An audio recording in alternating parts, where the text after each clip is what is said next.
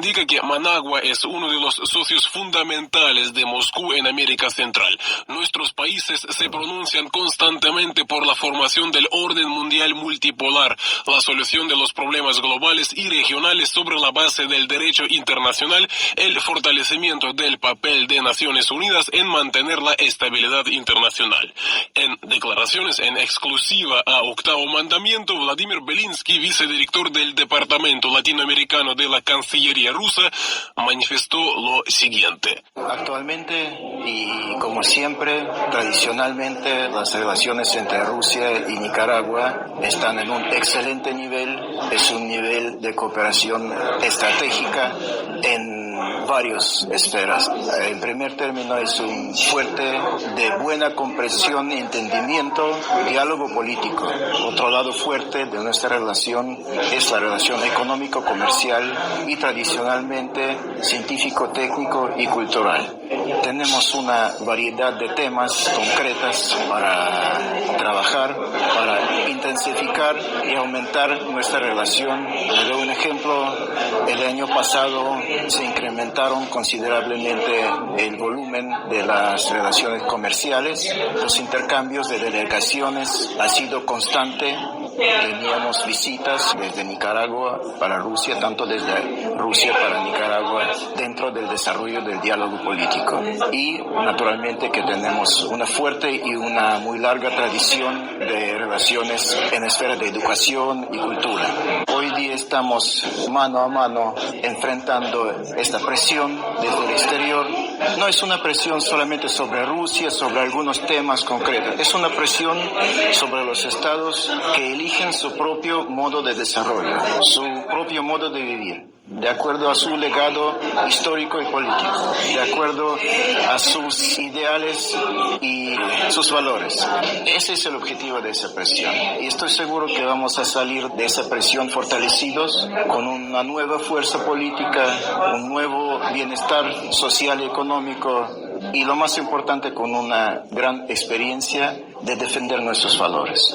De esa manera estamos luchando, estamos trabajando conjuntamente con Nicaragua, con otros países de América Latina, con Cuba, con Venezuela, con todos los amigos de este continente. Escuchemos también un comentario que me ofreció Pedro Pankratov, representante de comercio de Rusia en Nicaragua, en una importante feria industrial celebrada recientemente en el gigante eurasiático. Nosotros sobrevivimos, pasamos esta historia con pandemia y puedo decir que con buen éxito.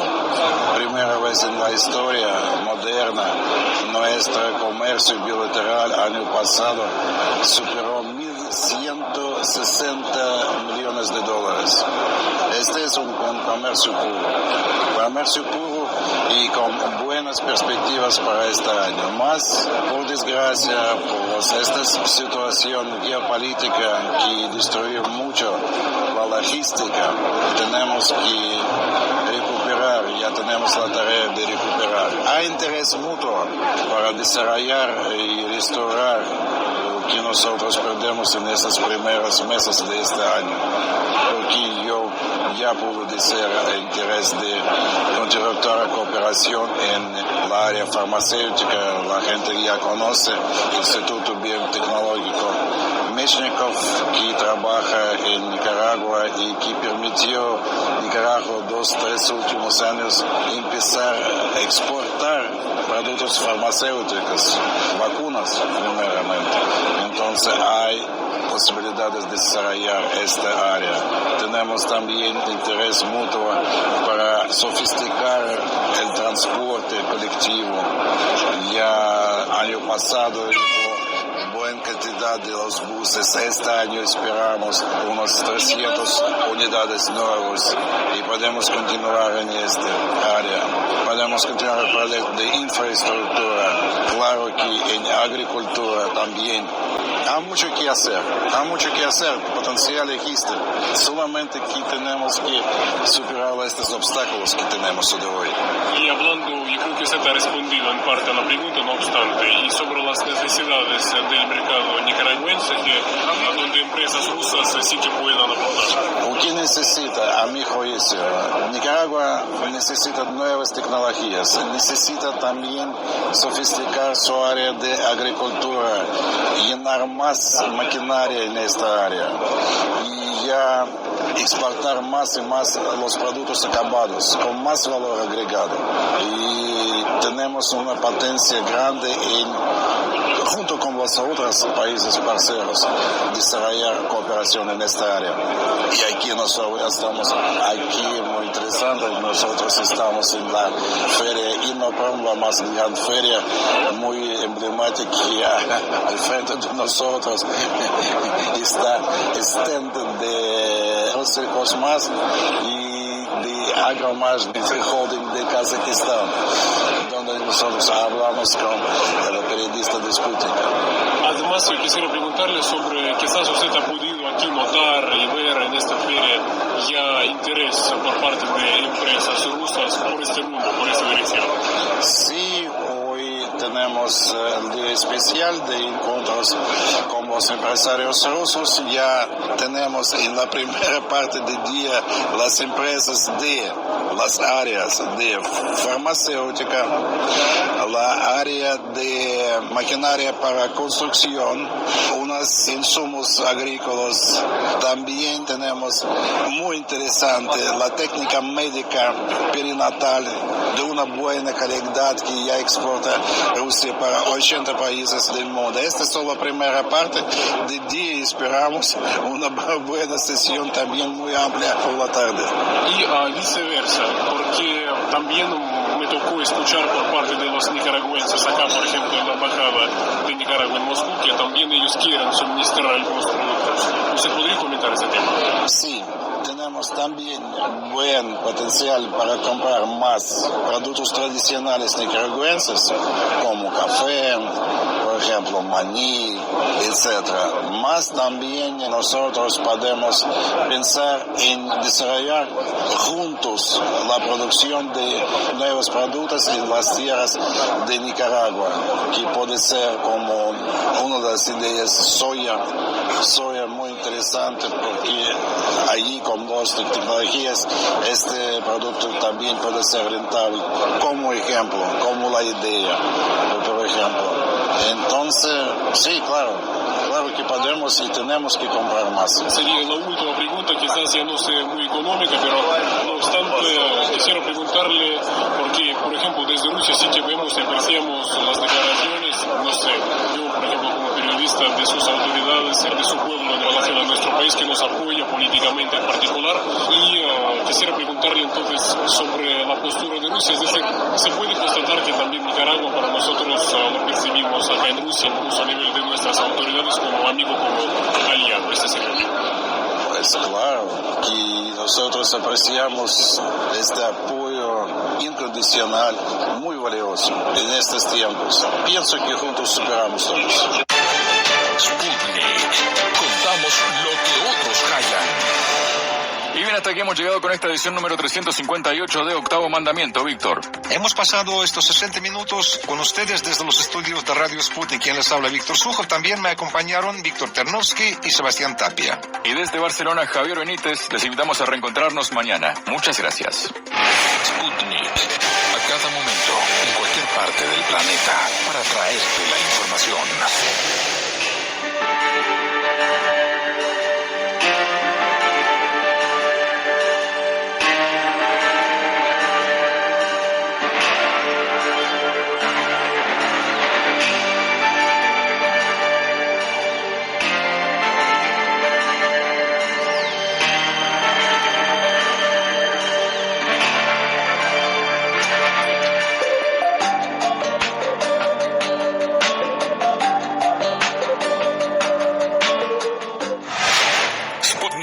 En órbita. Giramos alrededor del planeta para acercarte la noticia. Buena vida para todos. Alejandra Patrone los saluda. Comienza En órbita, el programa de Sputnik. Es un gusto recibirlos. Martín González los saluda. En Telescopio ponemos el foco hoy en el conflicto en Ucrania en el marco de la movilización parcial de reservistas rusos y las consultas en las repúblicas populares de Donetsk y Lugansk y en las regiones ucranianas de Gerson y Zaporilla para formar parte de la Federación Rusa. Este 21 de septiembre es el Día Internacional del Alzheimer y en Zona Violeta conocemos más de esta patología que afecta a cerca del 8% de la población mayor de 60 años en las Américas. También tendremos el espacio de economía contante y sonante, donde hablaremos de la reapertura de la frontera colombo-venezolana el lunes 26 de septiembre. Pero antes tenemos las noticias, estos son los titulares. Comienza En órbita, una selección de noticias para que sepas lo que realmente importa. Titulares. Despliegue. Vladimir Putin anunció que Rusia utilizará todos los medios en caso de amenaza a su territorio. Repercusiones. Estados Unidos y China se manifestaron sobre el conflicto entre Rusia y Ucrania. Expectativa. Los ministros de Transporte de Colombia y Venezuela trabajan sobre la reapertura de la frontera. Energía. Alemania anunció la nacionalización del gigante del gas Uniper. Urgencia. El presidente peruano Pedro Castillo pidió normalizar la exportación de fertilizantes de Rusia. Hasta aquí nuestros titulares, vamos con el desarrollo de las noticias. El mundo gira y En órbita te trae las noticias. Noticias. Despliegue. El presidente ruso Vladimir Putin anunció que su país utilizará todos los medios disponibles en caso de amenaza a su integridad territorial. El mandatario señaló que se decretó la movilización parcial de los reservistas para defender la soberanía nacional. Putin aclaró que el llamado rige desde este miércoles 21 de septiembre, ante todo para quienes hicieron el servicio militar. Los convocados recibirán preparación militar adicional, teniendo en cuenta la experiencia de la operación militar para la liberación de las repúblicas de Donetsk y Lugansk. Actualmente nuestras Fuerzas Armadas, como ya he dicho, actúan en una línea de contacto bélico de más de 1.000 kilómetros de longitud, haciendo frente no solamente a las formaciones neonazis, sino básicamente a todo el mecanismo militar del Occidente. A este respecto, creo que es necesario tomar la decisión que responda a la escala de la amenaza que enfrentamos para defender nuestra patria, su paz y su integridad territorial, para garantizar la seguridad de nuestro pueblo y de la gente en los territorios liberados. Creo necesario apoyar la propuesta del Ministerio de Defensa y el Cuartel General y realizar la movilización parcial en Rusia. Repito que se trata de movilización parcial, es decir, serán reclutados solo aquellos ciudadanos que actualmente están en la reserva y, en primer lugar, aquellos que sirvieron en el ejército y que tienen las competencias importantes, la experiencia necesaria. El ministro de Defensa ruso, Sergei Shoigu, pidió tomar medidas oportunas para facilitar la movilización parcial de los reservistas decretada por el gobierno. El jerarca indicó que la medida implica la incorporación paulatina de 300.000 reservistas. En órbita dialogó con el analista, sociólogo y periodista argentino Jorge Elbaum. Para el entrevistado, la respuesta de Rusia es previsible al ser agredida en su soberanía desde hace tiempo e invisibilizada por los medios occidentales. En principio está directamente relacionado con las amenazas y las acciones realizadas por la OTAN y las Fuerzas Armadas de Ucrania en territorio ruso en los últimos meses. Han sido atacados ciudades y puestos de comando por fuera de Ucrania y de la zona controlada de Lugansk y Donetsk, y es obviamente una respuesta previsible de un país soberano que viene siendo agredido desde hace mucho tiempo, a pesar de y que dicha agresión ha sido invisibilizada por los medios occidentales en forma sistemática.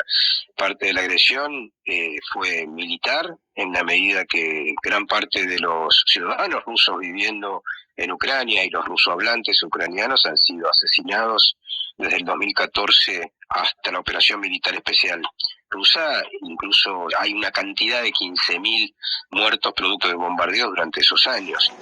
El especialista se refirió a la responsabilidad de Estados Unidos, la Unión Europea y países aliados en el desarrollo que ha alcanzado el conflicto.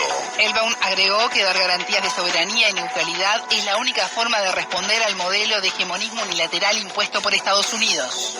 Eso que se llama Occidente, que en realidad simplemente Europa Occidental, más Estados Unidos y Canadá, algo así como el 12% de la población mundial solamente, han intentado desarticular y desmembrar la Federación Rusa desde su constitución, por verlo como un potencial competidor a nivel geopolítico. Esa apuesta y esa tensión que han desarrollado durante las últimas décadas desembocó en este conflicto de la misma manera que es posible que haya un conflicto en el sudeste asiático en relación al mismo procedimiento hecho por Estados Unidos respecto a Taiwán. El modelo de hegemonismo unilateral impuesto por Washington e incluso Europa Occidental lleva a un nivel de conflictividad ajeno a la paz. Lo que se debe hacer es garantizar la soberanía, la neutralidad, sobre todo de los vecinos. Lo único que pedía Rusia en su momento era que Ucrania sea neutral, como incluso lo sugerían Kissinger, Brzezinski y cualquier otro analista internacional que conozca la zona. Sin embargo, el globalismo transnacional y los intereses del complejo militar industrial de Estados Unidos llevaron a una conflictividad creciente que desembocó en este conflicto bélico. Escuchábamos al analista, sociólogo y periodista argentino Jorge Elbaum. Diferencias. En su discurso ante la Asamblea General de la ONU, el presidente de Estados Unidos, Joe Biden, denunció que Rusia inició una guerra innecesaria y brutal. Este conflicto debe terminar en los términos justos, declaró en relación con la crisis en Ucrania. El mandatario demócrata criticó el anuncio de su par ruso, Vladimir Putin, sobre la movilización parcial de los reservistas de su país. A criterio de Putin, el objetivo de tal acción es defender la soberanía y la integridad territorial nacional. China, por su parte, llamó a Rusia y a Ucrania a realizar un alto el fuego a través del diálogo y la consulta. Según la Cancillería, de llegar a una solución, esta deberá adaptarse a las preocupaciones legítimas de seguridad de todas las partes lo antes posible. De acuerdo con el Ministerio de Exteriores, la posición de Pekín sobre el conflicto es clara y pasa por respetar la integridad territorial de todos los países. En tanto, en su discurso ante la ONU este martes 20, el presidente francés Emmanuel Macron afirmó que su país buscará obstinadamente la paz. En la misma jornada, el mandatario turco Recep Tayyip Erdogan sostuvo que esta guerra no tendrá vencedor y bregó por alcanzar un proceso de paz justo. Expectativa. Los ministros de Transporte de Colombia y Venezuela, Guillermo Reyes y Ramón Velázquez, se reunieron para trabajar en la reapertura de fronteras este lunes 26. Esperemos que los presidentes Nicolás Maduro y Gustavo Petro puedan reunirse en un punto a determinar, dijo el jerarca colombiano. Ambas naciones preparan desde hace semanas la apertura con encuentros virtuales y presenciales entre ministros, congresistas y empresarios. Colombia y Venezuela comparten una frontera de 2.200 kilómetros con cierres parciales desde 2015 hasta 2019, cuando fue clausurada de forma permanente. Sputnik conversó con Jairo Tomás Yáñez, alcalde de Cúcuta, ciudad límite con la venezolana Ureña. Los últimos 7 años han sido realmente de gran sacrificio para la frontera, motivo por el cual vemos esta recuperación como una nueva oportunidad para recuperar el empleo perdido, las empresas que siempre han pesado en el ejercicio del mercado venezolano, que entre otras cosas el mercado totalmente no fue perdido porque cambiamos la formalidad por la informalidad de las trochas. Es ese escenario que le dio precisamente apertura a la ilegalidad, al manejo del contrabando, al manejo de flujo de mercancías a través de no menos de 52 trochas ilegales. El transporte ilegal de mercancías influyó en la seguridad y violencia de la zona, manifestó el alcalde. Cúcuta pagó el mayor precio, porque al mismo tiempo, pues el ejercicio de ciudad capital de esa frontera de más de 1.500 kilómetros concentra en Cúcuta todo ese relacionamiento de grupos ilegales dedicados al narcotráfico, de la barbarie que significa el desplazamiento forzado simultáneo de las zonas de cultivo de coca, de cultivos ilícitos, que aunado con el tema del cierre de frontera, pues multiplicado en los últimos años con el tema de la migración, pues han hecho de Cúcuta definitivamente un mapa muy complejo. Sin embargo, de acuerdo con el entrevistado, la situación negativa fue convertida en una oportunidad. Esto porque las empresas tuvieron que ampliar sus mercados y no limitarse únicamente al venezolano. Nacen pequeños, medianos y grandes empresarios que se estimulan para ir al mercado nacional, al de las exportaciones, cuando antes era relativamente fácil, indicó Yáñez. Para el alcalde de Cúcuta, la apertura de fronteras debe aprovecharse a sí mismo para que los países trabajen en conjunto más allá del comercio. En la medida en que podremos entender que ya somos dos países que tenemos relaciones para afrontar problemas tan difíciles con el enemigo común que se llama el narcotráfico, con el enemigo común que se llama la pobreza, con el enemigo común que se llama la inseguridad, con el enemigo común que tiene que ver con la trata de personas, con la situación de habitantes de calle, que hasta en ese extremo Cúcuta tuvo que asumir que se le triplicara la población de habitantes en condiciones de drogadicción y que obviamente nos ha generado muchas dificultades. Escuchábamos a Jairo Tomás Yáñez, alcalde de Cúcuta, ciudad colombiana fronteriza con Venezuela. Precaución. Alemania confirmó la nacionalización del gigante del gas Uniper. El anuncio fue por parte del gobierno y del propietario finlandés de la empresa del grupo público Fortum. Berlín comprará ahora todas las acciones a un precio de 1,70 euros por acción, por un total de 500 millones. El procedimiento aún requiere del visto bueno de la Comisión Europea. La adquisición responde a las urgencias del país europeo por la falta de suministro del gas desde Rusia, fruto de las sanciones por la crisis en Ucrania. La empresa Fortum era el principal cliente del gigante ruso Gazprom en Alemania. La situación se agravó cuando Gazprom cerró temporalmente su gasoducto Nord Stream 1, principal canal para enviar el gas a Alemania, a inicios de septiembre. Uniper brinda el servicio a cerca del 40% de los clientes en Alemania. Antes del conflicto en Ucrania, iniciado en febrero, Berlín obtenía en torno a la mitad de su gas en Rusia. Alemania comunicó que logró llenar sus instalaciones de almacenaje al 90% de su capacidad de cara al invierno boreal. En tanto, el canciller Olaf Scholz informó que se espera que las nuevas terminales de gas natural licuado empiecen a operar en los próximos meses. Llamado global. El presidente de Perú, Pedro Castillo, exigió la normalización de las exportaciones de fertilizantes de Rusia a fin de evitar más daños a los agricultores pobres. En su mensaje ante la Asamblea General de ONU, el mandatario señaló que, en el contexto de crisis alimentaria global, es indispensable evitar sanciones económicas. Es necesario dar continuidad al acuerdo que permite exportar cereales de Ucrania y hacer los arreglos para normalizar las exportaciones rusas de fertilizantes, dijo el mandatario. En órbita entrevistó al politólogo peruano José Alejandro Godoy. Para el analista, el mensaje de Castillo no solo tiene repercusión internacional, sino en la política doméstica por las dificultades que tuvo para concretar una compra de urea. Castillo ha tenido que enfrentar una frustrada compra de fertilizantes, sobre todo urea, con lo cual lo dicho no solamente tiene que ver o tiene una repercusión en términos de política exterior, sino también tiene repercusión de política interna, ¿no? Es una compra de urea que se ha frustrado en 3 oportunidades por problemas en el Ministerio de Desarrollo Agrario y Riego. Problemas que en algunos casos tienen que ver con capacidad, en otros probablemente con cuestiones de corrupción.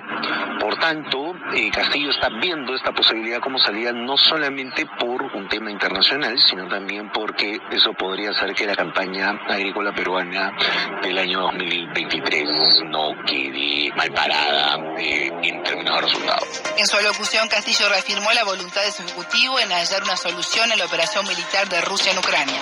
El líder peruano llamó a potenciar las negociaciones diplomáticas que comprendan los intereses de todas las partes al mismo tiempo. Para Godoy, el mensaje de Castillo se enmarca en la línea de las manifestaciones que han hecho los países de la región y potencias como China.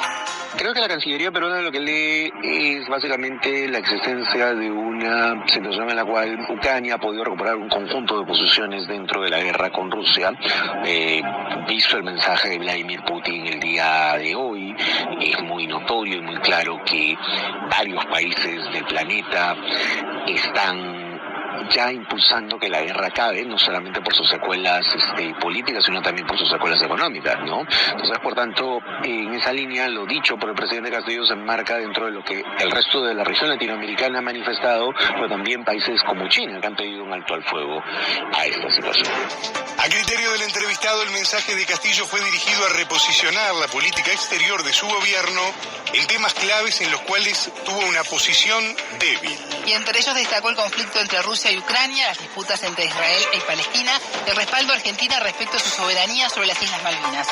El presidente de la República, Pedro Castillo, ha dado un mensaje dirigido a reposicionar la política exterior de su gobierno. En poco más de un año ha tenido a 4 personas que han ocupado el Ministerio de Relaciones Exteriores, y la última de ellas, Miguel Ángel Rodríguez Mackey, era una persona que se desvió en muchos casos de la línea dada por el presidente y por el gobierno en general, razón por la cual solamente duró un mes en el cargo. Por tanto, el canciller retornante, César Landa, que había sido el antecesor de Rodríguez Mackey, ha procurado dar al discurso del presidente un posicionamiento muy fuerte en varios temas en los cuales el Perú no tenía una posición, o la posición era un poco más débil en ese sentido, ¿no? El caso de Rusia y Ucrania, el caso de las disputas entre Israel y Palestina, y la reafirmación de la posición peruana respecto de la soberanía argentina en torno a las Islas Malvinas. Escuchábamos al politólogo peruano José Alejandro Godoy. Estas fueron las noticias. Seguimos ahora con nuestro espacio de análisis, Telescopio. En órbita. Telescopio. Entrevistas, análisis, expertos, todo para pensar la noticia. Y hoy ponemos el foco en Rusia y el anuncio de la movilización parcial de sus tropas ante el avance de Occidente. Es por eso que entrevistamos a los analistas internacionales Sergio Rodríguez Gelfenstein, de Venezuela, licenciado y magíster en Relaciones Internacionales, y Marcelo Montes, de Argentina, doctor y magíster en Relaciones Internacionales. En Telescopio te acercamos a los hechos más allá de las noticias. La escalada de la política antirrusa por parte de Occidente, la entrega de armas a Ucrania y la nula disposición a propiciar un diálogo para una salida negociada al conflicto revela para Moscú el objetivo de Washington y sus aliados de debilitar, dividir y destruir a Rusia. El anuncio del presidente ruso Vladimir Putin sobre la movilización parcial de sus tropas y la realización de referendos en las repúblicas populares de Donetsk y de Lugansk y en las regiones ucranianas de Gerson y Zaporilla para formar parte de la Federación Rusa ponen en alerta a la comunidad internacional ante las posibles reacciones de Estados Unidos. Las elecciones de medio término juegan un rol determinante en el futuro gobierno de Joe Biden y las decisiones que tome pueden tensar aún más el conflicto en Ucrania. Ante esta situación, el presidente ruso Vladimir Putin destacó que la movilización parcial prevé medidas adicionales en materia de adquisiciones estatales de defensa. El objetivo de este Occidente es debilitar y finalmente destruir nuestro país. Ya hablan abiertamente que en el año 1991 supieron destruir la Unión Soviética y ahora llegó el turno de Rusia. Que Rusia debe ser dividida en varias regiones y provincias enemigas entre sí, y son los planes que van gestando desde hace mucho tiempo. Han apoyado las bandas terroristas en el Cáucaso, acercaron la infraestructura militar de la OTAN hacia nuestras fronteras, convirtieron la rusofobia total en su arma principal. A lo largo de décadas inculcaban el odio hacia Rusia, en primer lugar en Ucrania, que debía convertirse en una plataforma para atacar a Rusia, y convirtieron el pueblo ucraniano en carne de cañón. Empujaron al pueblo ucraniano a la guerra con nuestro país, que fue desatada aún en el 2014, cuando utilizaron fuerza militar contra la población civil, organizando el bloqueo contra personas que se negaron a reconocer el poder impuesto por el golpe de Estado. El ministro de Defensa ruso, Sergei Shoigu, se dirigió a la nación tras el anuncio del presidente Putin y sostuvo que la movilización parcial de 300.000 reservistas es necesaria para controlar la línea de contacto, que llega a los 1.000 kilómetros y los territorios liberados. Para profundizar en esta situación, el impacto internacional y las responsabilidades de Occidente en no alcanzar una salida negociada al conflicto, en Telescopio entrevistamos al analista venezolano Sergio Rodríguez Helfenstein, licenciado y magíster en Relaciones Internacionales. El entrevistado. Sergio, bienvenido a Telescopio. ¿Cómo estás? Es un gusto recibirte. Gracias, Alejandra. Saludos. Muchas gracias por la invitación. El mundo está muy atento al desarrollo de la crisis internacional. Son horas decisivas para la historia de la humanidad. Quisiera comenzar preguntándote sobre el anuncio del presidente de Rusia, Vladimir Putin, sobre la movilización parcial de los reservistas con el objetivo de defender la soberanía y la integridad territorial del país. Una decisión que, según sostuvo, es apropiada ante las amenazas que afronta Rusia. Sergio, ¿cómo evalúas esta resolución? Bueno, mira, creo que es una decisión necesaria porque se trató de ir a la negociación, a la búsqueda de una solución negociada del conflicto y, evidentemente, como dijo el propio presidente Putin, a pesar que hubo ciertos acercamientos con el gobierno ucraniano en las primeras semanas y parecía que podía buscarse una salida negociada, la OTAN y Estados Unidos no parecían predispuestos para que ello ocurriera, sino que pensaron que podían lograr una pronta derrota de Rusia, tal vez no militar, pero sí un quiebre de su economía, y apuntaron con la política de sanciones, con las 6 rondas de sanciones, apuntaron a un quiebre de la economía de Rusia que no ha ocurrido, y ante eso lo que han hecho es incrementar el envío de armas a Ucrania, y esto ha traído como consecuencia que, independientemente o al margen de los acontecimientos en el estricto terreno militar, lo que ha ocurrido son acciones contra la población civil, contra instituciones civiles, hospitales, escuelas, y ante eso lo que parece ser una intención, una voluntad de la OTAN de incrementar, de escalar el conflicto, Rusia tiene que tomar medidas. El presidente Putin, en el encuentro, en el foro económico del Este que se realizó en Vladivostok hace un par de semanas, había dicho que es imposible pensar en el desarrollo si no se piensa en la defensa de la soberanía. Él dijo que la defensa de la soberanía es la base fundamental sobre la cual se puede trazar cualquier política. Entonces, si no se garantiza eso, si se incrementan las acciones contra Rusia, las acciones que atentan contra la seguridad de Rusia, bueno, creo que estas medidas precisamente van encaminadas a garantizar que la soberanía de Rusia no sea afectada. Hablabas al comienzo de la entrevista sobre las posibilidades que había al comienzo, sobre todo el conflicto de un acercamiento para una salida negociada. Estados Unidos entrega armas a Ucrania y estimula a sus aliados a que hagan lo mismo, en lugar de propiciar el diálogo entre las partes y que se llegue a un acuerdo a través del diálogo. En base a eso, Sergio, ¿qué responsabilidad le cabe a Occidente en que no se alcance la paz?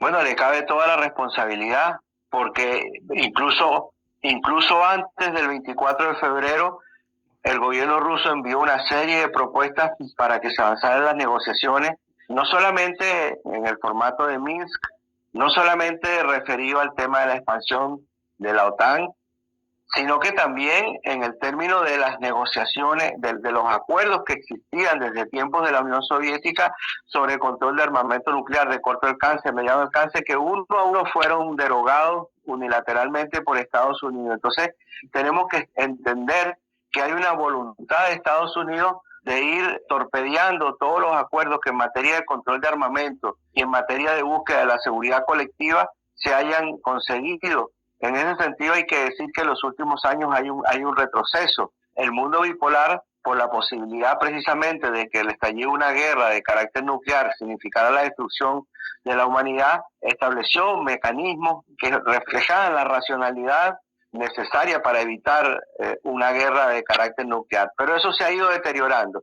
Y repito, no solo se ha ido deteriorando por el rompimiento de los acuerdos, por la expansión de la OTAN y por la imposibilidad, por la poca voluntad o la escasa voluntad de resolver el conflicto que se generó en Ucrania tras el golpe de Estado. Hay que decir que el conflicto en Ucrania se generó tras el golpe de Estado y la imposición de un gobierno pro-nazi en ese país, cuando había un acuerdo, de los acuerdos de Potsdam tras la Segunda Guerra Mundial, había un acuerdo de todas las potencias de desnazificar Europa y en particular Alemania. Y pareciera que no se hizo lo suficiente porque vemos cómo el nazifascismo ha brotado nuevamente en Ucrania, se ha hecho gobierno, y eso pone en peligro no solamente a Rusia, pone en peligro a toda la humanidad. Entonces, en ese sentido, cuando incluso las Naciones Unidas parecieran no apoyar la posibilidad de una búsqueda negociada del conflicto, porque el secretario general de las Naciones Unidas y algunos importantes líderes de las Naciones Unidas, como Michelle Bachelet, como el secretario de la Organización de Energía y otros, se ponen claramente del lado de Occidente y olvidan de que están dirigiendo una organización mundial donde participan todos los pueblos y países del mundo. Entonces, por las vías tradicionales, a partir de la estructura tradicional del sistema internacional, pareciera que no hay posibilidades de lograr una salida negociada. Entonces habrá que buscarla por otras vías, a través de la construcción de otros organismos, de otros mecanismos, pero yo creo que este conflicto va a ser largo y va a significar el desmembramiento de Ucrania como Estado nacional. Sergio, el anuncio de la movilización parcial de los reservistas tiene pocas horas. ¿Cómo ves la reacción hasta el momento internacional, en especial la de China, que pidió el cese del fuego en Ucrania y apelar al diálogo para una salida negociada a este conflicto? Bueno, esta decisión rusa responde, como dije antes, al incremento de la conflictividad y de la posición de Europa y de la OTAN, de suponer que pueden lograr una victoria en el terreno militar, frente a la cual esta decisión es una respuesta de enfrentar esa escalada y enfrentarla para salir victorioso. La política de China no ha cambiado, es la misma desde el primer día, de que se busque una negociación, una salida negociada al conflicto. Es también, según los discursos que se han dado en Naciones Unidas, la mayor parte de los líderes mundiales, incluyendo por supuesto los de América Latina y el Caribe, que han llamado a una búsqueda, han llamado a buscar una salida negociada al conflicto, salvo excepciones. La mayor parte de los líderes han llamado a la negociación y evidentemente la decisión que ha tomado el presidente ruso hoy apunta a una prolongación del conflicto, o por lo menos a que Rusia garantice que no va a haber una salida militar que signifique la derrota de Rusia ni la amenaza de su soberanía. Y frente a eso, y frente a las consecuencias que eso va a tener en términos de la elevación de los precios de la energía y de los alimentos, que van a afectar a parte importante o casi toda la humanidad, hay una respuesta igual que la que hubo el 24 de febrero, una respuesta inicial de rechazo, pero que después se va tomando nota de los acontecimientos, de las repercusiones de lo que está haciendo, y las cosas van tomando su curso. Fíjate que en instancias tan importantes como el Grupo de los 20, que normalmente controlaba Estados Unidos, no se logró una resolución de rechazo a la operación Rusia en Ucrania. O sea, el mundo ha ido avanzando hacia la comprensión del problema, y eso es lo que ha hecho que países tan importantes como India, como Arabia Saudí, como Turquía, como Pakistán, como Indonesia, no se hayan plegado a las sanciones contra Rusia. Siempre hay un impacto inicial, sobre todo porque se maneja en términos mediáticos con fines interesados, pero en la medida que se va entendiendo la situación, la percepción sobre el tema ha ido cambiando. Así ocurrió desde el 24 de febrero y así va a volver a ocurrir ahora. Sergio, ¿y qué podemos esperar de Estados Unidos, un país que está cada vez más cerca de las elecciones de medio término de noviembre, en donde el presidente Joe Biden tiene además varias cosas en juego? ¿Cuál puede ser su reacción ante esto? Mira, yo veo las declaraciones de Biden y veo un hombre totalmente perdido, sin capacidad de reaccionar. Fíjate que ha habido una acción mucho más decisiva, si quieres, o una actitud mucho más protagónica de Nancy Pelosi que del propio Biden.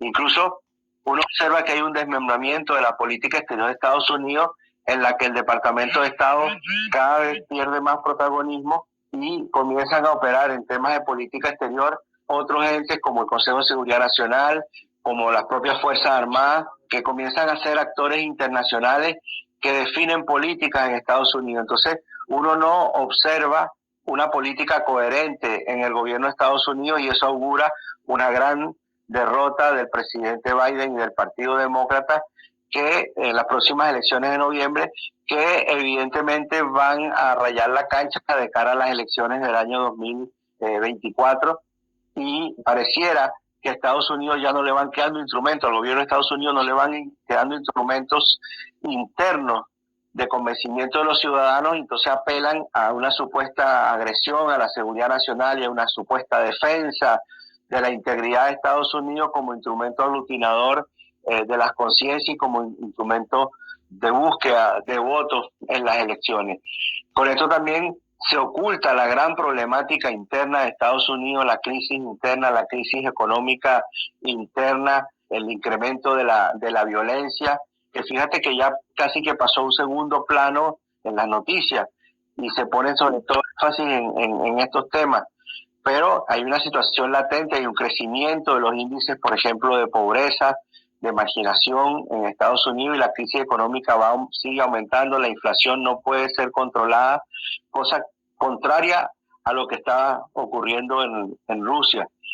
Entonces, yo creo que tenemos que esperar noviembre, ver lo que va a ocurrir y porque eso de alguna manera va a generar condiciones propias. Si hay una derrota del Partido Demócrata, el Partido Republicano va a tomar un protagonismo mucho más fuerte y el Partido Demócrata va a tener que hacer concesiones porque lo más probable también es que pierda el control del Congreso de Estados Unidos y eso va a crear una situación nueva. Sergio Rodríguez Gelfestein, licenciado y magíster en Relaciones Internacionales, muchas gracias por estos minutos con Telescopio. Gracias, saludos Alejandra. El ministro de Defensa ruso, Sergei Shoigu, dijo este 21 de septiembre que el objetivo de la operación militar se está cumpliendo. Destacó además que Rusia está luchando no solo contra Ucrania y el ejército ucraniano, sino más bien contra Occidente como colectivo y la OTAN. Para profundizar en el conflicto y sus repercusiones mundiales, en Telescopio entrevistamos al argentino Marcelo Montes, doctor y magíster en Relaciones Internacionales. El invitado. Marcelo, ¿y cómo ves la realización de referendos en las repúblicas populares de Donetsk y de Lugansk, las regiones ucranianas de Gerson y Zaporilla, para formar parte de la Federación Rusa? Bueno, esa que vos planteás es una opción al estilo Crimea, digamos, que tarde o temprano, o más temprano que tarde, estas repúblicas, luego de votar, decidan formar parte de Rusia. La otra opción es la que vemos en Georgia, ¿no? Con Abjasia y Osetia del Sur, es decir que estas repúblicas se mantengan autónomas y que algún día el Kremlin decida incorporarlas a la federación. Los efectos políticos de esto es que Ucrania seguramente va a intentar de nuevo una respuesta militar, es decir, la posibilidad de una escalada militar. Lo más probable es que Occidente tampoco acepte esto y, bueno, podamos tener también una ofensiva rusa. Es decir, yo creo que la carta que tiene el Kremlin es intentar reforzar la propuesta de independencia con el refuerzo militar. Esa yo creo que es la carta más segura, la más probable. Es decir, que Rusia salga a defender los territorios con mayor presencia militar para evitar justamente que Ucrania pueda contraatacar. Marcelo, Estados Unidos sigue entregando armas a Ucrania, estimula a sus aliados para que hagan lo mismo. No se está propiciando el diálogo entre las partes para que se llegue a un acuerdo negociado para la salida de este conflicto. En esa base, ¿qué responsabilidad le cabe a Occidente en esta crisis internacional? Mucha responsabilidad. Desde el inicio de antes del 24 de febrero, entre diciembre y febrero, Occidente fogoneó a Ucrania. Rusia responde en gran medida a ese fogoneo Y hoy, de nuevo, la responsabilidad la tiene Occidente, porque la Unión Europea tranquilamente podría presionar a Kiev para que de alguna forma negocie, y si no lo hiciera la Unión Europea, lo tendría que hacer Washington. Y lo que tú dices es precisamente lo contrario, es decir, Occidente está claramente intentando frustrar los esfuerzos de negociación de Rusia, pero también de Turquía, porque Turquía en su momento ha tratado de mediar más de una ocasión para que las dos partes se encuentren. El papel que le cabe a Turquía lo tendría que estar haciendo Occidente. Así que bueno, ahora de nuevo la pelota queda picando al lado occidental. Si Occidente responde a este discurso de Putin con la misma vehemencia y con la misma negatividad que ha tenido entre diciembre y febrero, bueno, lo que vamos a ver en las próximas semanas es una escalada. Se vienen además en Estados Unidos las elecciones de medio término en noviembre, en donde el presidente Joe Biden tiene mucho en juego. ¿Esto también es una forma de presión para que Estados Unidos mida allí qué tipo de respuesta dar? Sí, obvio. Yo creo que hay dos factores que van a jugar en las próximas semanas. Una es la que va a marcar las elecciones de noviembre. No es lo mismo si llega a ganar el Partido Demócrata que si llega a perder. Si llega a perder, puede haber algún factor de desescalada del conflicto. Algo parecido, para buscar una analogía histórica, a la que tuvo Bush hijo, después que son las elecciones parlamentarias o legislativas del 2006, con Irak, ¿no? Ahí ya hubo un acuerdo bipartidario, es decir, Estados Unidos buscó desentenderse del conflicto y ya evaluó como un fracaso lo que había hecho entre el 2003 al 2006. Bueno, acá lo mismo. Si pierde el Partido Demócrata, seguramente puede haber alguna negociación bipartidaria y algún acuerdo para ir desentendiéndose del tema ucraniano. Si gana, por supuesto, la respuesta será más vehemencia y más escalada. Y el otro factor que juega, creo que es la llegada del invierno. Es decir, a Rusia le conviene tratar de evitar la respuesta ucraniana lo antes posible para tratar de evitar justamente llegar al invierno con ofensiva de un lado o del otro. Telescopio. Ponemos en contexto la información. Hasta aquí, Telescopio. Pueden escucharnos por sputniknews.lat. Ya lo saben, la frase del día la escucharon en Telescopio. Todas las caras de la noticia en Telescopio.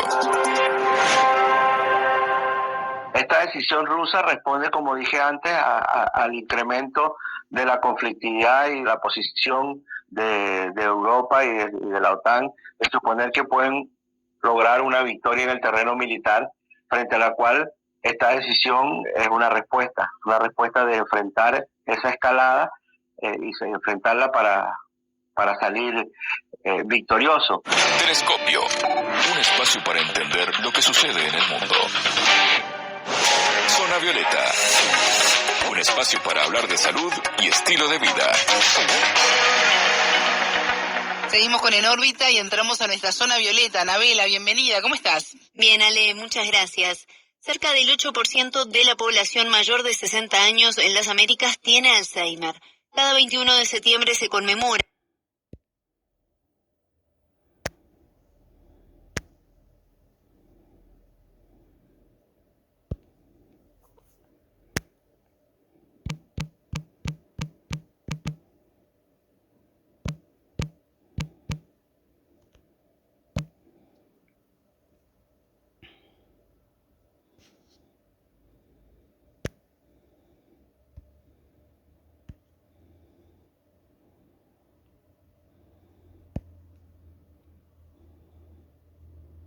María Soledad Cisternas Reyes, enviada especial del Secretario General para la Discapacidad y la Accesibilidad. Muchas gracias por atender la llamada de Noticias ONU.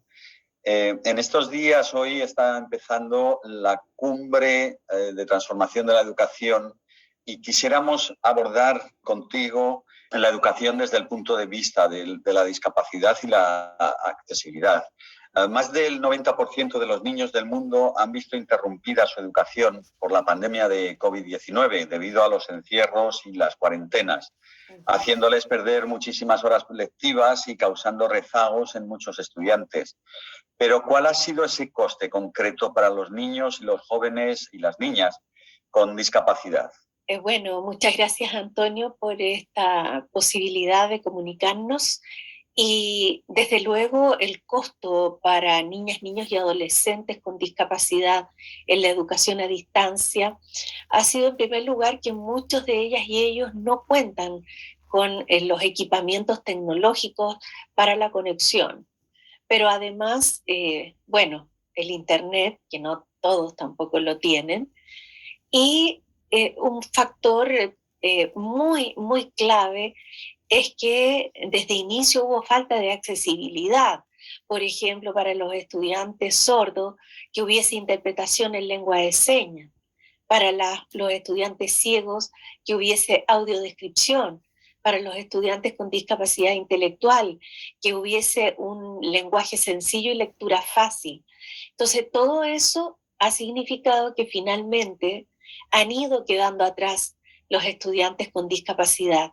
Y en el retorno a las clases, entonces el desafío es nivelar nuevamente para que los estudiantes con discapacidad puedan estar en línea con los demás. Y eso implica tareas importantes como las adecuaciones curriculares, ateniéndose a lo que prescribe la Convención sobre los Derechos de las Personas con Discapacidad. Esto significa los apoyos personalizados, la ayuda entre pares y otra serie de provisiones para que se produzca realmente esa educación inclusiva de calidad que queremos. ¿Dirías que es mejor la presencia, el ir a las clases de forma presencial que de forma remota para los estudiantes en general, pero sobre todo para los estudiantes con discapacidad? Sí, desde luego. Y, por ejemplo, en el ámbito de estudiantes del espectro autista, en donde en general se requiere una disciplina específica que ellos van siguiendo y están adaptados a eso, el tema de las cuarentenas fue muy, muy difícil para las familias porque estos estudiantes no se adaptaban a este cambio, ¿no? De estar permanentemente en la casa y no tener la rutina de ir a la escuela. Entonces hubo que también hacer mucho trabajo para entender que durante las cuarentenas al menos debería dejarse que estos niños, niñas y adolescentes hicieran recorridos externos a la casa para poder mantener una situación más de compensación y de estabilidad. Entonces, sin duda, la presencialidad es importante también por la interacción social con los compañeros y compañeras de la clase. También no puedo dejar de mencionar acá las actividades extraprogramáticas, que ya son complejas cuando son presenciales, porque muchas veces se estima que el estudiante con discapacidad no tendrá las habilidades para interactuar en estas actividades extraprogramáticas. Hoy arrancamos la ONU en minutos en Nicaragua hablando sobre la situación de derechos humanos. También les contaremos el último informe sobre cambio climático y estaremos en Somalia, donde se avecina una hambruna. Un saludo de Beatriz Barral. La situación de los derechos humanos en Nicaragua continúa deteriorándose y el gobierno trata de acallar las voces críticas reduciendo drásticamente el espacio cívico, dijo la Oficina de la ONU para los Derechos Humanos en su última actualización sobre el país.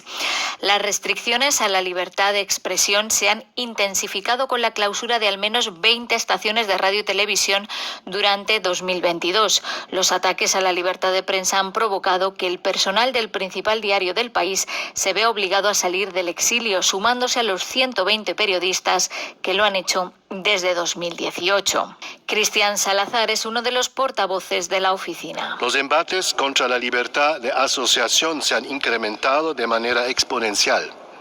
Este año se ha cancelado la personalidad jurídica de 1.512 organizaciones de derechos humanos, de asistencia al desarrollo, asociaciones profesionales, incluidas asociaciones médicas, entidades asociadas a la Iglesia Católica y otras, sumando al menos 1.578 en los últimos 4 años. El vocero mencionó ante el Consejo de Derechos Humanos una operación policial en la que se incautaron equipos de una estación de radio católica que transmitía desde una parroquia en Sébaco, Matagalpa, cuyo obispo, junto con otras 8 personas, fueron detenidos. Un juez extendió la detención de todos ellos por 90 días. Todo esto hace temer cómo se realizarán las próximas elecciones. En noviembre se celebrarán elecciones municipales en el país.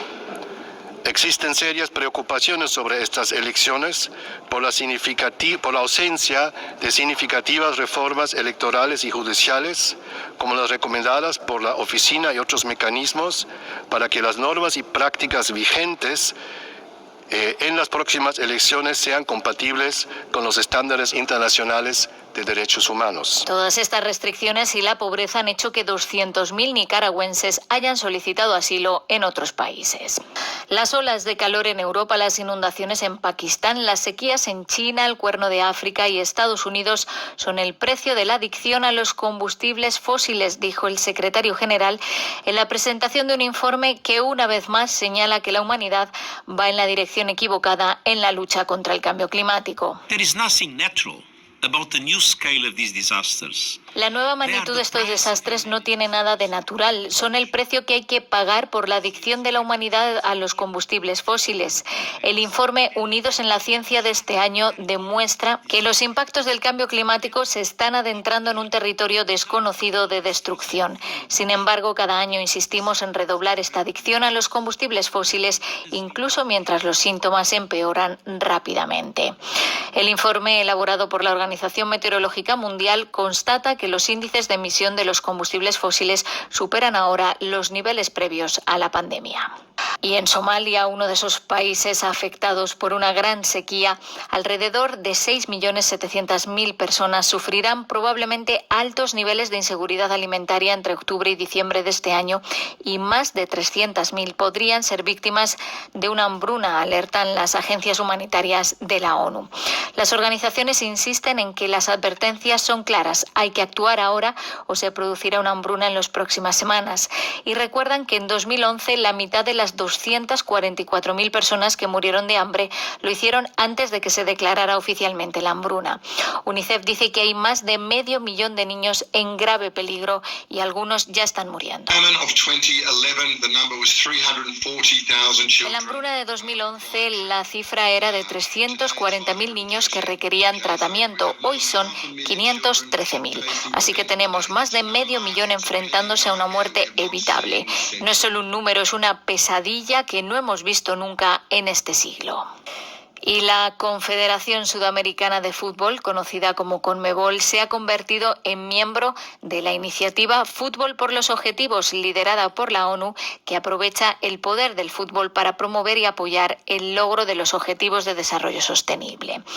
La secretaria general de la Confederación dijo que están convencidos de que este deporte es un factor de mejora de las sociedades. El fútbol actúa como difusor de valores positivos que llega a todos los sectores sociales, abarcando todas las edades, géneros y credos. La ONU dio la bienvenida a que el órgano rector del fútbol sudamericano se una en las primeras semanas de la iniciativa. Hasta aquí las noticias más destacadas de las Naciones Unidas. Hoy en la ONU en Minutos hablamos de la petición que ha hecho el secretario general a los países más contaminantes del mundo, también del optimismo de la OMS sobre el fin de la pandemia de COVID-19.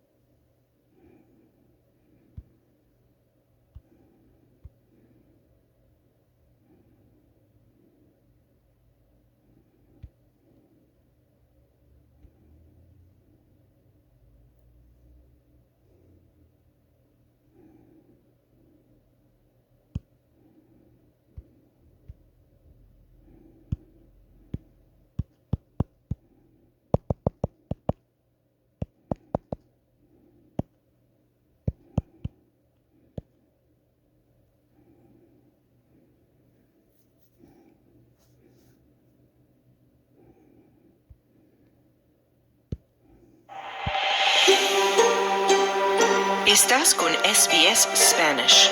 Encuentra más historias fascinantes en sbs.com.au/Spanish.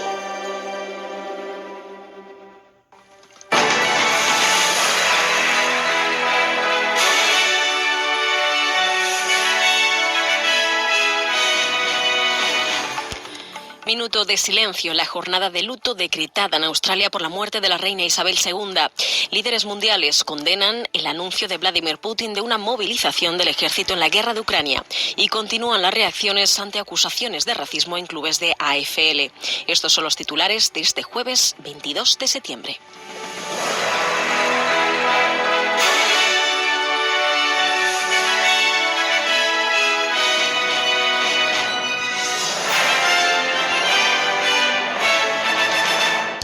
El gobernador general, el primer ministro y el líder de la oposición han asistido a un servicio especial para recordar la vida de la reina Isabel.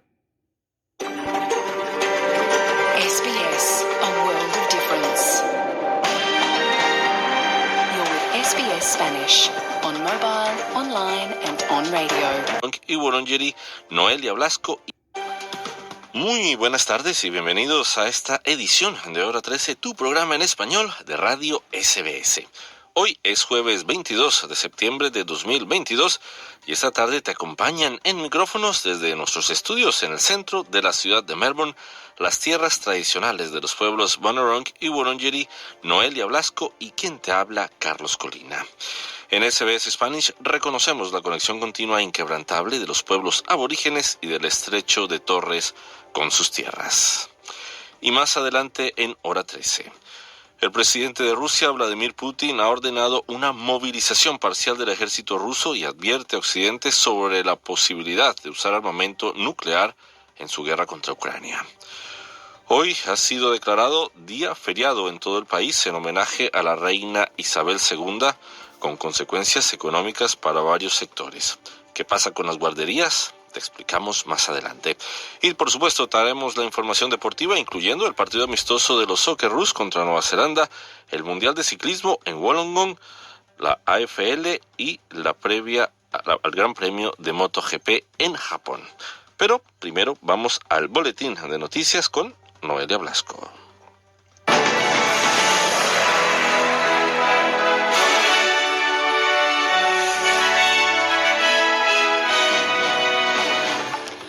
Minuto de silencio en la jornada de luto decretada en Australia por la muerte de la reina Isabel II. Líderes mundiales condenan el anuncio de Vladimir Putin de una movilización del ejército en la guerra de Ucrania y continúan las reacciones ante acusaciones de racismo en clubes de AFL. Estos son los titulares. Se pasa a la tienda hace 5 años y cuando la isla vive un éxodo masivo.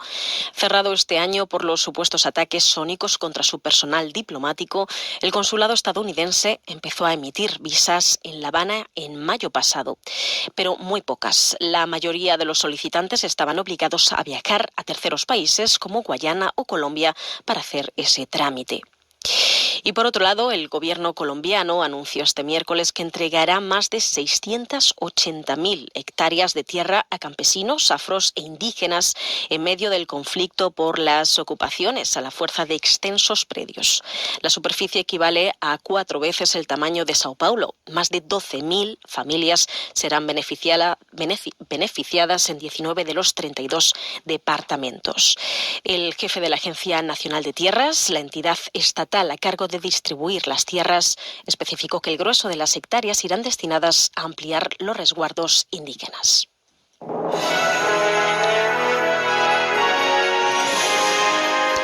Y en finanzas, el dólar australiano se encuentra a 65 centavos de dólar estadounidense y a 67 céntimos de euro.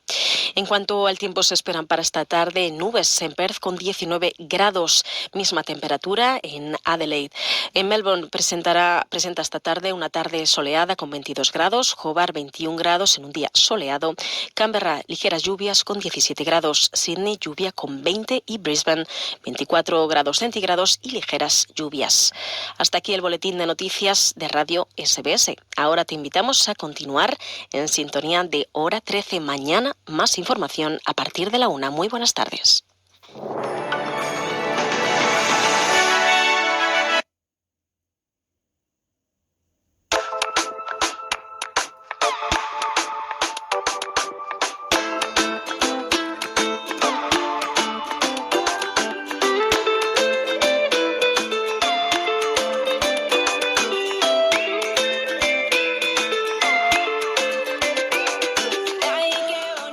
Una de la tarde con 14 minutos y esto que escuchan es Bomba Estéreo, lo hace con Mano Chao. Se llama Me Duele.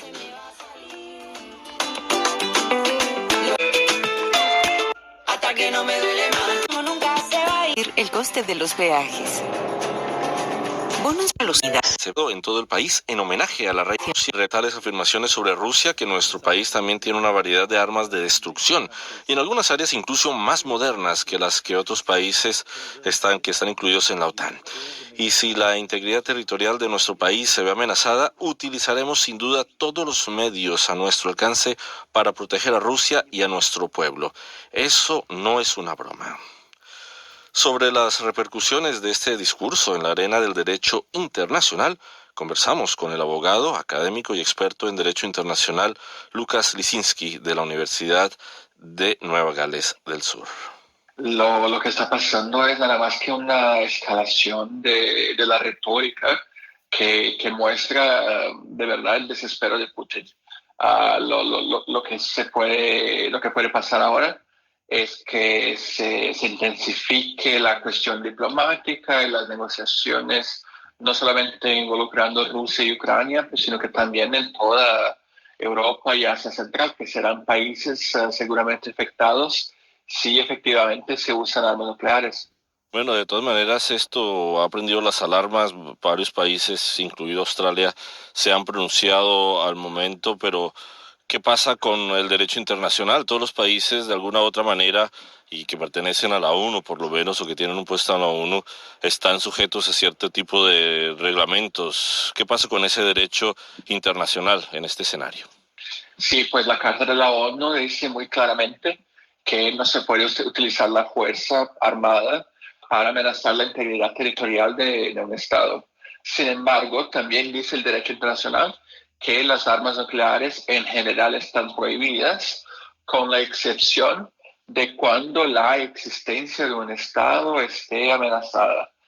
Y es básicamente lo que está intentando hacer Putin al promover esos referéndums idióticos en partes de Ucrania. Está básicamente empezando el proceso de anexación de esos territorios para legitimizar su guerra y decir que esto es territorio ruso y por tanto está amenazado y la existencia del país está amenazada. Pero la verdad es que todos sabemos que el país cuya existencia está amenazada en este momento es Ucrania y no Rusia. Sí, así que el derecho internacional no soportaría o no apoyaría que se utilicen armas nucleares en este contexto. En mi opinión, lo que puede seguir haciendo Australia es recibiendo refugiados de Ucrania y también ahora que se empieza la movilización de los reservistas en Rusia, también considerar las solicitudes de aquellos que tienen objeción con objeciones de conciencia ahora que se están conscriptando los reservistas en Rusia. Bueno, y finalmente hablamos de los derechos humanos, del principio inajenable que tienen los seres humanos de que se les protejan sus derechos.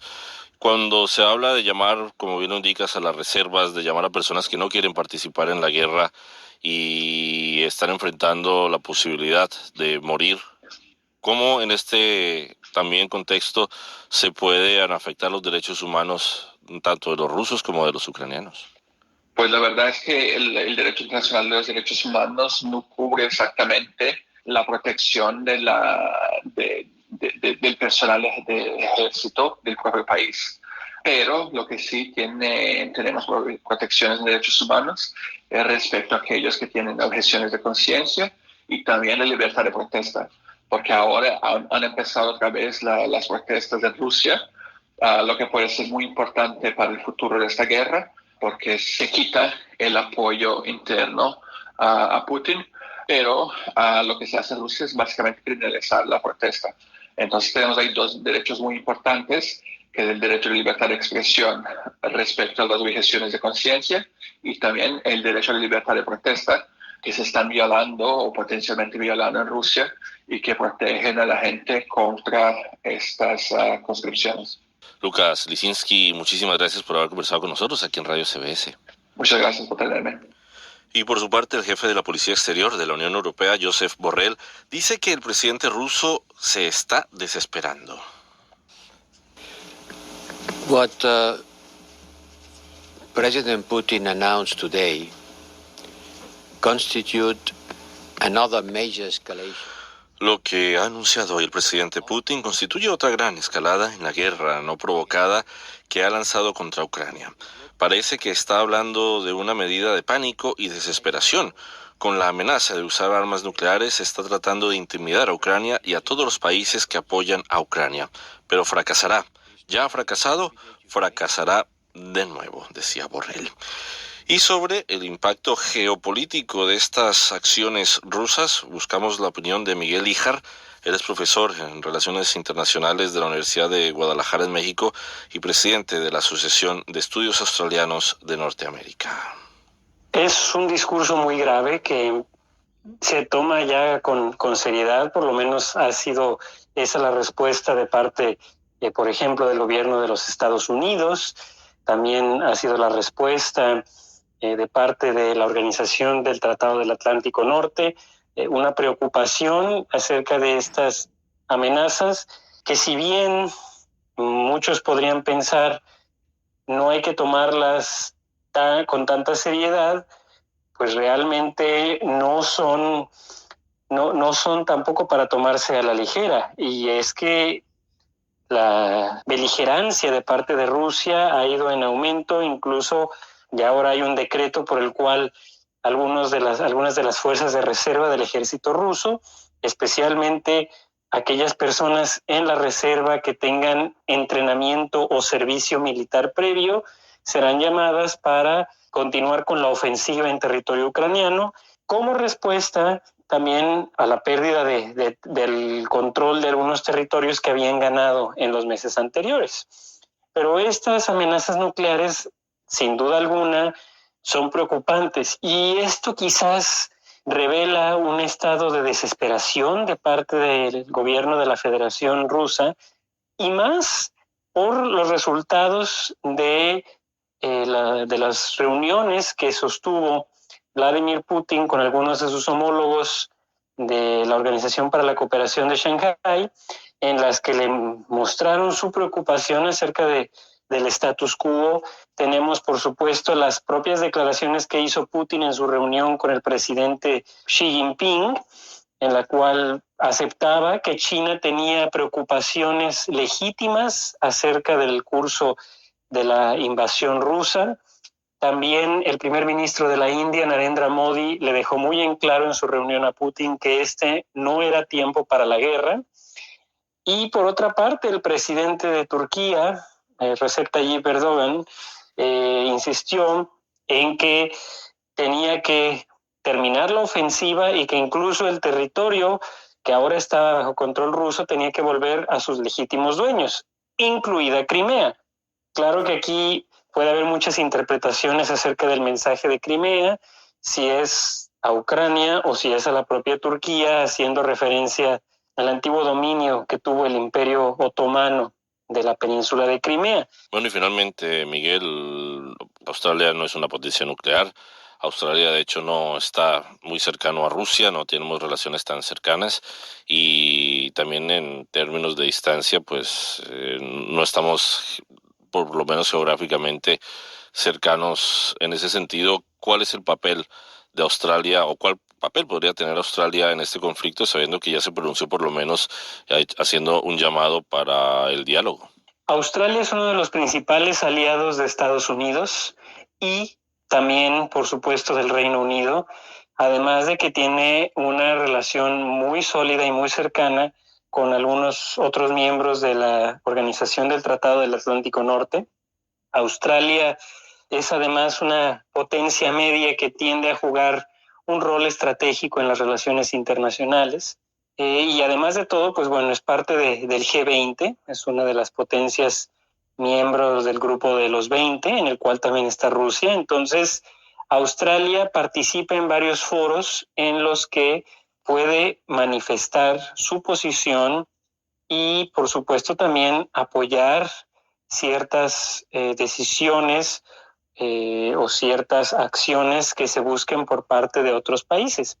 Y si bien no hay una cercanía geográfica, no hay que olvidar que Rusia también tiene su fachada en el Pacífico y que en muchas ocasiones también, si bien no le presta tanta atención como le presta a su fachada europea, pues también Rusia se considera un actor en la cuenca del Pacífico, es parte del foro de APEC, por ejemplo, y también ha sido uno de los principales involucrados, por ejemplo, en los diálogos de las 6 bandas, en lo que tiene que ver con el problema nuclear de Corea del Norte. Entonces, digamos que en la región de Asia-Pacífico también conviven como actores estratégicos. Entonces, Australia podría sumarse a distintas iniciativas, tanto en la cuenca del Pacífico como en otras áreas geográficas o en determinados foros internacionales, apoyando a las principales potencias aliadas, como es el caso de Estados Unidos y Reino Unido, que son 2 de los miembros permanentes del Consejo de Seguridad. Y bueno, también lo que sí no hay que olvidar es que efectivamente las relaciones entre Rusia y Australia no han sido cercanas, además de que Australia ha condenado abiertamente la invasión rusa a Ucrania y que ha impuesto sanciones económicas a Rusia. También recordemos que hace algunos años inició también una serie de tensiones diplomáticas cuando justamente en el contexto de la toma de Crimea y de la presencia de tropas rusas en el área del este de Ucrania, se derribó un avión de Malaysia Airlines que llevaba tripulantes, pasajeros australianos. Entonces, desde entonces las relaciones se fueron tensando bastante, incluso en una reunión del G20 que tuvo lugar en Brisbane, en Australia. Un poco antes de la reunión, el entonces primer ministro Tony Abbott insistió que iba a presentarle cara al presidente Putin sobre estas acusaciones. La entonces ministra de Exteriores Julie Bishop tuvo en muchos foros a bien dar discursos que buscaban justamente que Rusia tomara responsabilidad por el derribo de este avión y que hubiera respuestas, que hubiera una investigación internacional. Entonces, la relación entre Australia y Rusia es tensa, quizás no está al nivel de lo que es la relación con China, pero también es una relación que no está en su mejor momento, es una relación de tensión diplomática, y pues sin duda alguna lo que podemos esperar es que Australia se siga alineando con la posición general de Occidente, de Estados Unidos y la Unión Europea y Reino Unido, de continuar condenando las acciones y la retórica rusa, la agresión rusa hacia Ucrania, y seguir apoyando cualquier tipo de sanciones que se establezcan en el marco de los foros internacionales. Miguel Híjar, desde México, muchísimas gracias por haber conversado con nosotros aquí en Radio SBS. Gracias, es un placer como siempre. Hay nuevos tratamientos orales para las personas en alto riesgo de enfermarse muy gravemente de COVID-19. Puede tomarlos en su casa. Muchas personas mayores, adultos con sistemas inmunológicos debilitados y adultos de las primeras naciones pueden obtenerlos. Se necesita una receta. No espere hasta haber contraído COVID-19. Hable con su médico ahora para estar preparado. Para obtener más información y averiguar si reúne las condiciones, consulte australia.gov.au o llame al 1-800-020-080. Si necesita interpretación, seleccione la opción 8. Autorizado por el Gobierno de Australia, Canberra. La Declaración de Uluru desde el Corazón propone un camino para reconocer a los indígenas australianos en la Constitución. Escúchala y léela en tu idioma en sbs.com.au/Uluru Statement. Blessed be this day. The Emmy Award-winning drama returns to SBS. You wanna fight? Australia. Hoy, jueves 22 de septiembre, ha sido declarado como un día feriado en todo el país, y esto en homenaje a la reina Isabel II, que falleció, recordemos, centros. Eso supone que tú los horarios que se adaptan a ellos. Está el desayuno para los padres que necesitan dejarles temprano, entonces más o menos desde de 7 a 8.